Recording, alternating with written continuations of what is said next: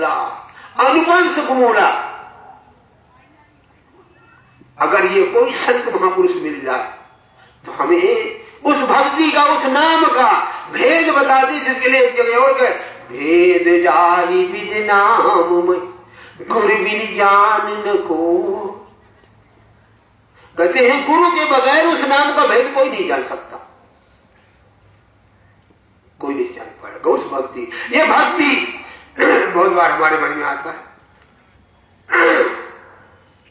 यार ये बता रहा है, इसे तो हम सब जानते हैं, इसीलिए तो हम फलाने सत्संग में गए थे, हम फलानी जगह गए थे, ये तो हम जानते हैं, इससे ज्यादा तो हम बोल लेते।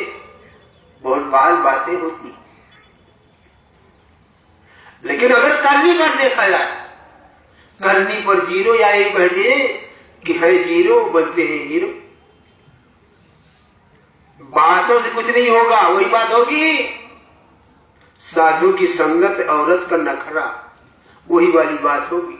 जैसे किशोरावस्थी अवस्था आती है और लगता है कितना जल्दी शादी हो जाए, कितना जल्दी शादी हो जाए, और जब शादी होगी, एक आध बच्चे हो जाए, किसी को चड्डी नहीं बनियाई नहीं, यहाँ स्कूल जाए, बंबई भेजे, कहाँ जाए, कहाँ पढ़ाएं, कहाँ लिखाएं, कहाँ नोट छापने की मशीन बना डाले इसको, और परेशान हो जाएंगे। फिर जो है, फिर कभी कभी मन में ये भी आ जाता है, यार क्या बताएं, शादी करके पछता रहे। एक बार किसी ने महात्मा से पूछा कि भाई ये बताइए, जब लड़की की शादी हो जाती है तब तो पता चल जाता है, उसके पैर में बिछिया हो जाती है, मांग में सिंदूर हो जाता है, और तमाम निशानियां हैं, गले में है, नाक में है, लेकिन आदमी का पता नहीं चलता कि इसकी शादी हो गई है।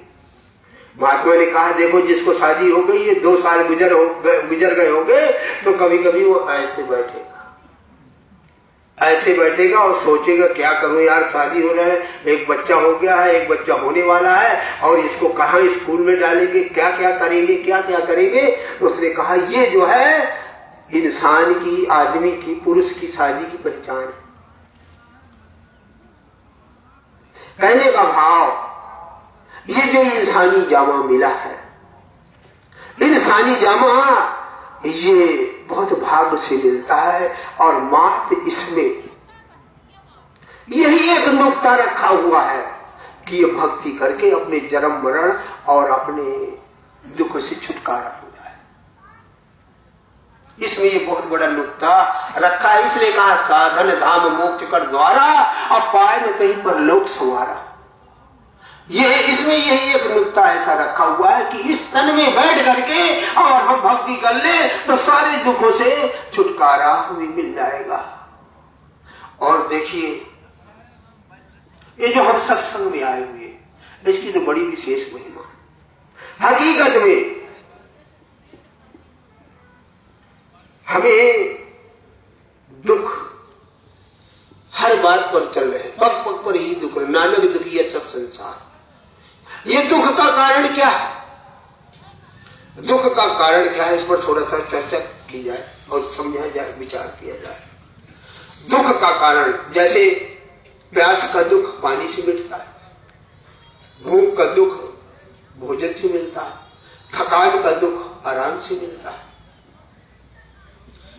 लेकिन अज्ञान का दुख कहां से मिटेगा?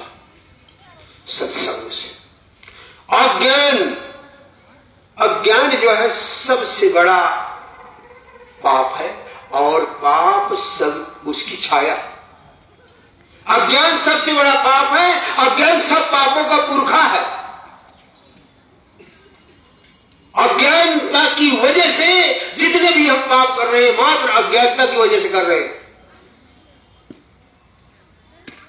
जितने भी पाप तो बहुत तरीके के होते हैं, लेकिन 10 पाप जो हम करते हैं, और यही हमें 84 में घुमा रहे हैं। कौन सा पाप? कभी साहब बता रहे हैं, काया से जो न करे, चोरी, हिंसा, व्यभिचार, गाली, निंदा, झूठ के बोले है क्रोध ईर्षा मान छल मन हारे कई बार 10 पाप ये जानिए हर जन्म करे बेकार। पाप तो बहुत तरीके के हैं, लेकिन ये 10 पाप मुख्य रूप से, और हम सभी लोग इसको करे जा रहे हैं, और इसकी वजह से 84 लाख योनियों में बार बार आकर के हम घूम रहे हैं। काया से जो नर करे चोरी हिंसा व्यभिचार, समझ गए सब ने?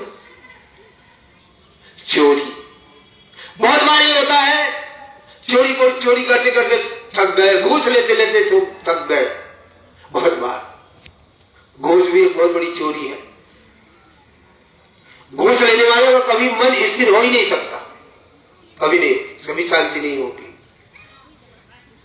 चोरी हिंसा, फिर क्या होता है, धेड़े उड़ाती है तो सोचता है यार इतनी बड़ी चोरी किया, थोड़ा सा दान पुण्य भी तो करे जाए, थोड़ा सा दान पुण्य कर दे ताकि विमान आ जाए अंत समय। कबीर साहब कहे अहिरन की चोरी करे सुई का दान, ऊंचे चढ़ के देखता आवत नहीं विमान। अहिरन का मतलब यह है कि लोहा, जैसे एक निहाई नहीं होती लोहार की, इतनी बड़ी चोरी कर ले और एक सुई के बराबर उसी से निकाल करके दान कर दे, और सोचता है कि मुझे भगवान विमान भेजेगा क्योंकि मैंने सुई का दान किया है ना। हिरण की चोरी करे सुई का दान, ऊंचे चढ़ के देखता आवत नहीं विमान। अरे विमान नहीं आ रहा है, मैं तो सुई का दान किया है। थोड़ा विचार करें, अगर 100 ग्राम कीचड़ हमारे कुर्ते में लग जाए, 100 ग्राम कीचड़ हमारे कुर्ते में लग जाए तो क्या 100 ग्राम कीचड़ से वो दाग छूट जाएगा? नहीं छूटेगा और फैल जाएगा। और 100 ग्राम कीचड़ छुड़ाने के लिए कई लीटर पानी लगेगा तब जाकर के। और हमारा हल क्या है? अरे सुई बराबर दान कर दिया और जगह जगह बता दिया मैंने ये कर दिया, ये दान पुण्य किया, ये दान पुण्य किया। थोड़ा विचार करें, हमें 100 ग्राम हमारे कुर्ते में कीचड़ लग जाए और फिर 100 ग्राम पानी से छूट जाएगा, नहीं कई लीटर पानी लगेगा तब जाकर के वो दाग छूटेगा। और हमारी हालत क्या है कि छोटा सा पूरी जिंदगी हमने ये किया वो किया, लिया दिया खूब, और सोचते हैं थोड़ा सा हम सत्संग में आ गए, थोड़ा सा दान कर दिया, थोड़ा सा सेवा कर दिया तो हमारे सब पाप धुल जाएंगे। नहीं धुलेंगे। बराबर के पाप से, बराबर के पुण्य से कहीं वो पाप नहीं कटेंगे, भोगना पड़ेगा।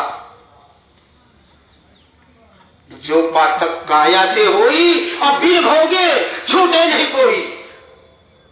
जो भी पातक हमने इस काया से किया बगैर भोगे उसे नहीं छोड़ेंगे, नहीं छूटेगी। और हमारी हालत क्या यही है।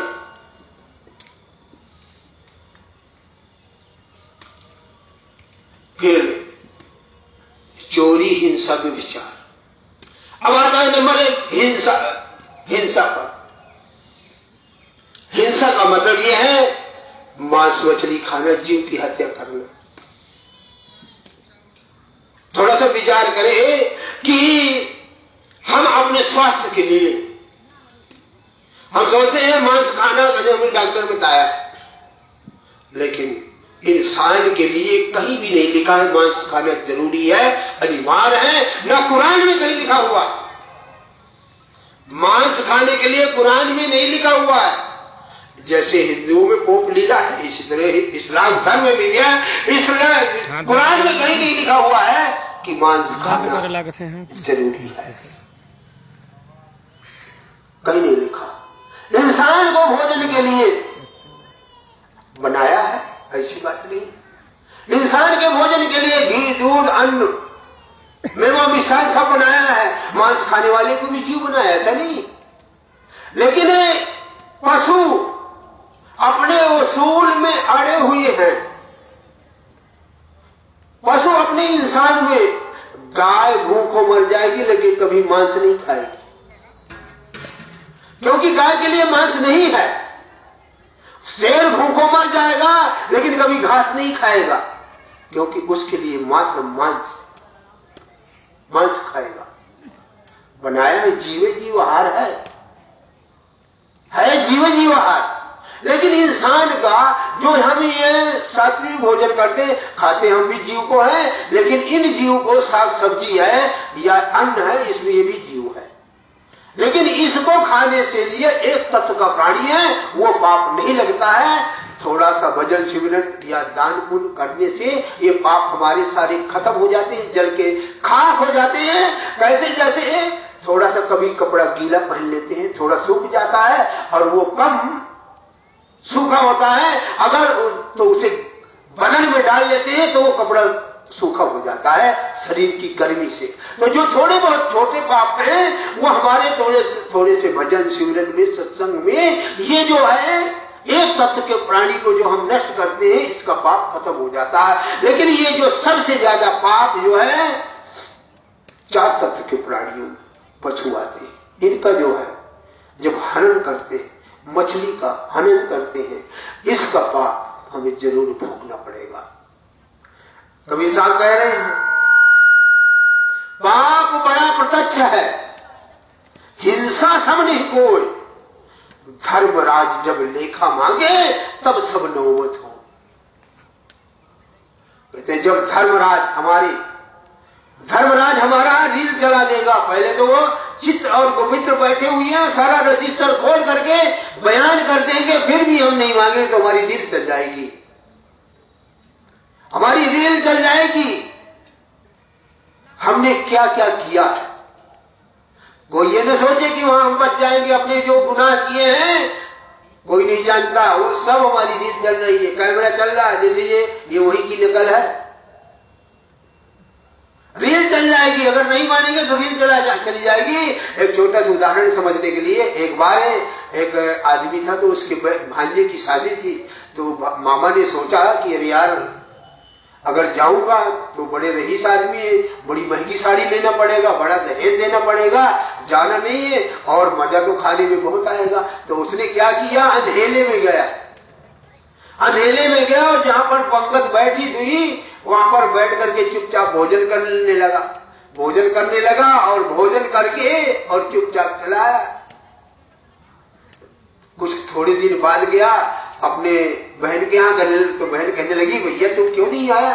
कहने लगे मैं दीदी मैं तो फला जगह चला गया था, बड़ी झंझट में था। तो उसका भांजा था, पढ़ा लिखा था, जानकार था, कहता मामा तुम तो आए थे। अरे मैं नहीं आया भाई मामा, भांजे मैं आया ही नहीं। कहता रुको। तो उसने जो है वो अपना चला दिया, कैसेट लगा दिया और टीवी खोल दिया। तो वो जो मामा था तो चुपके से किनारे में रसगुल्ला तोड़ रहा है। कहता मामा ये कौन है? तो वहीं पर हमारा सिर जो है नीचे हो गया। तो वहां पर सब नौमत होए, धर्मराज जब लेखा मांगे तब सब नौमत होए, वहां पर रील चल जाएगी, ये गुनाह तूने किया है वहां पर। तो हमें अगर कोई, कबीर साहब ने तो यहां तक कह दिया कि अगर तिल भर मछली खा लिया, तिल भर मछली खाए के कोट गौते दान, काशी करवट ले मरे तो भी नरक निदान। तिल भर मात्र थोड़ी सी, अगर कहते हैं अगर इतने दान पर कोट गौते दान और इतने तीर्थ, तब भी नरक में उसे जाना पड़ेगा। मछली खाने वाले को, मछली मारने वाले को तो अवश्य है, क्योंकि मछली जैसे प्राणी कोई नहीं है, प्रेमी। मछली जैसे प्राणी, आपने देखा होगा कि कहीं कहीं के साधु महात्मा मछली को पालते हैं और उनको भोजन देते हैं, मात्र इसलिए कि ये जो है इतना प्रेमी है। अगर कोई मछली को खिलाता है तो उसके अंदर प्रेम की कशिश पैदा होती है, इसलिए साधु महात्मा उनको खिलाते हैं ताकि मेरा प्रेम परमात्मा की तरफ नजदीक हो। क्योंकि ऐसे प्राणी को खिला रहा है। मछली जैसे प्राणी कोई नहीं संसार में, जीव प्रेमी। अगर वो अपने प्रेमी प्राणी को नहीं पाती है तो प्राण त्याग देती है मछली। विचार करें, मछली जब शिकारी उसे फंसाता है, मारता है, पकड़ जाती है। तो शिकारी लोग क्या करते हैं, उसके जो है ना सूजा घुसेर करके नाथ देके, पता नहीं आंख में सूजा निकले। मछली कहती है नाथ भी दिया, पकड़ भी लिया, लेकिन मेरे प्रेमी के साथ मुझे रख, मेरे प्रेमी के साथ मुझे रख। तो वो शिकारी क्या करता है, नावबोट डोकी में माला बना करके और पानी में लटकाया रहता है। शाम तक जब चलता है और घर पहुंचता है, मछली को पानी से बाहर करके ले जाता है। मछली कहती है मेरे प्रेमी को जल्दी ला, तो तुरंत जो है उसको काटता है चक्कू छुरी हंसिया से काट करके। फिर भी मछली कहती है अरे काट भी दिया, लेकिन मेरे प्रेमी के साथ तो मुझे एक बार धुल, मेरे प्रेमी के साथ तो मुझे मिला, फिर एक बार तो मैं उससे मिल लूं। धुलता है शिकारी, धुल करके अलग रखता है, फिर भी वो कहती है मुझे मेरी प्रेमी के साथ ही उबाल दे, मेरे प्रेमी के साथ ही उबाल दे। और जब उबालता है, यानी यहां तक कि जब तक वो नष्ट नाबूद नहीं हो जाती, मिट्टी नहीं बन जाती, तब तक वो अपने प्रेमी को ही तड़पती रहती है। मछली खाने वाले को मिनट मिनट में गिलास का पानी लेता है। मछली खाने वाला अगर किसी भाई ने खाया होगा, मिनट मिनट में उसे पानी की आवश्यकता पड़ती है। जब तक वो खा पी करके हजम नहीं हो जाती, तब तक वो अपने प्रेमी को ही तड़पती रहती है, तब तक अपने प्रेमी को ही तड़पती रहती। वो कहते हैं गोस्वामी तुलसीदास जी ने कहा, मकर उरग दादुर कमटे जल जीवन जल गए, तुलसी एक मीन को है सांच लो सभी। कहते सच्चा प्रेम अगर पानी से है तो मात्र मछली से है। पानी कहते मगर से भी है, मेढक से भी है, पानी वाला सांप भी है, कछुआ भी है, वो भी पानी के प्रेमी है। लेकिन अगर इनको पानी से अलग कर दिया जाए तो ये हफ्तों तक ये जिंदा रहेंगे। लेकिन अगर मछली को पानी से अलग कर दिया गया, बस घंटे 2 घंटे में प्राण त्याग दे, मरकर तजे न ने, मर करके भी अपना प्रेम नहीं छोड़ती। वो ऐसे प्राणी को जब हम काटते हैं, उछेड़ते हैं और उसका जो सेवन करते हैं, तो इसका लेखा जोखा देना पड़ेगा। कभी सामने का है, कहता हूं कह जात हूं,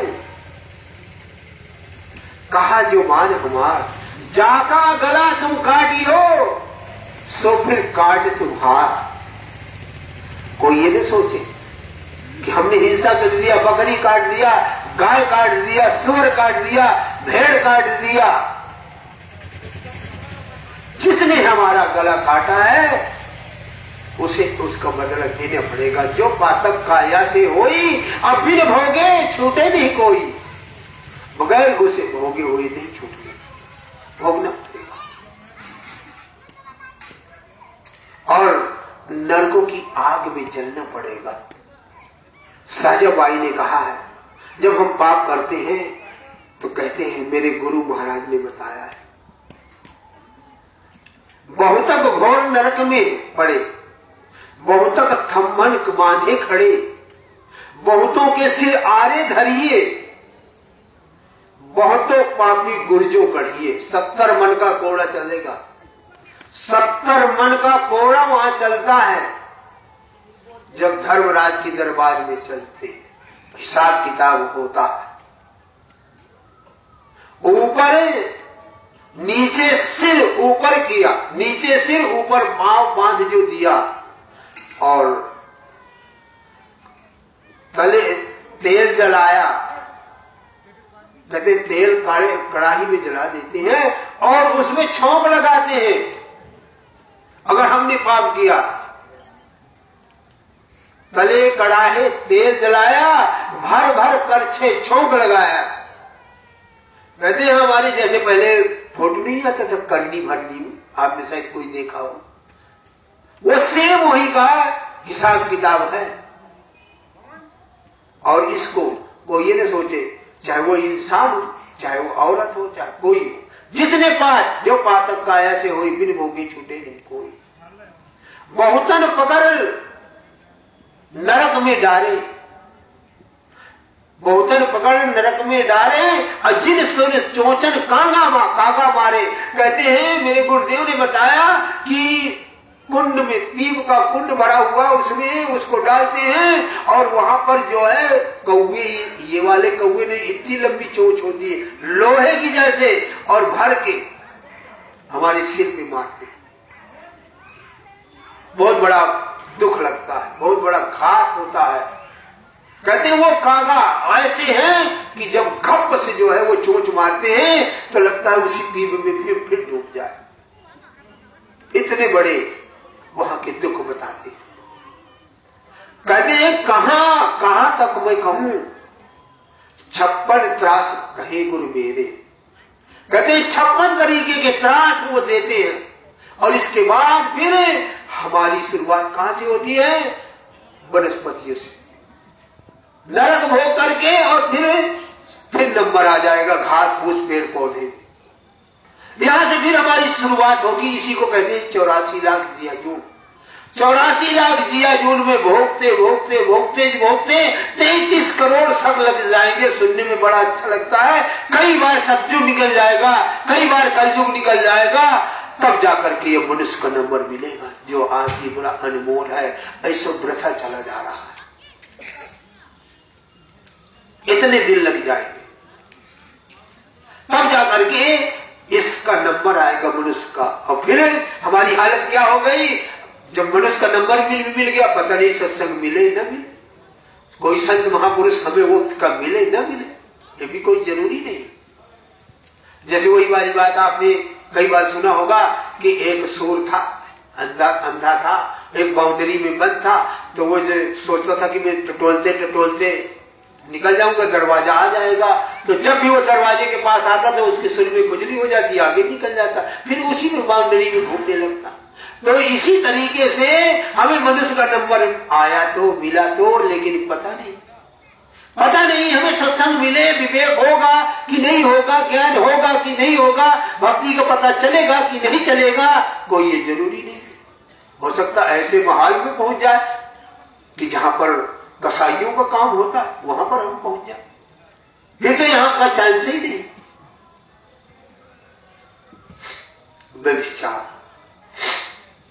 व्यभिचार तो आप सभी जानते हैं, यानी वासना, विषय वासना। वासना बहुत खतरनाक चीज है।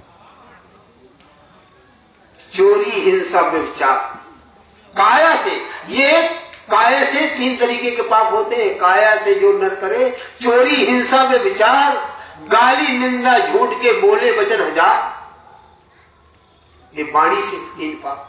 और मन से क्रोध, ईर्ष्या, मान, छल, ये हमारे मन के पाप। मैं विचार के लिए बता रहे हैं विषय। विषय इतना खतरनाक है, विष से भी ज्यादा, जहर से भी ज्यादा। जहर तो मात्र खाने वाले को ही मारता है, जहर तो मात्र खाने वाले को मारता है, लेकिन जो विषय है इससे आंख से देखने वाले को भी नहीं छोड़ता।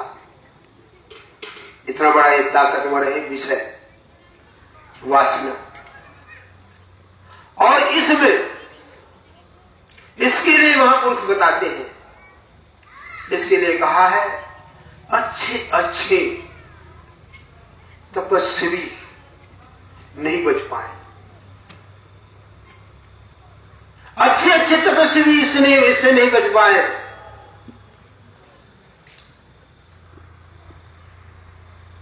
रावण जैसे विद्वान, रावण जैसे विद्वान जो हर चीज को समझ लेता था, जान लेता था, वो इससे नहीं बच पाया। चलो हम ये कह देते हैं कि राक्षस है। विश्वामित्र जी 80,000 वर्ष तपस्या करके और मेनका अप्सरा से बिगड़ गए। 80,000 वर्ष तपस्या। सिंगी ऋषि 80,000 वर्ष तपस्या करके और बाद में एक वेश्या से शादी किया। सूप न खा के नाक कान कट गए कि किसकी वजह से? मात्र विषय की वजह से, वासना की वजह से। नारद जी भी इसका शिकार हुए।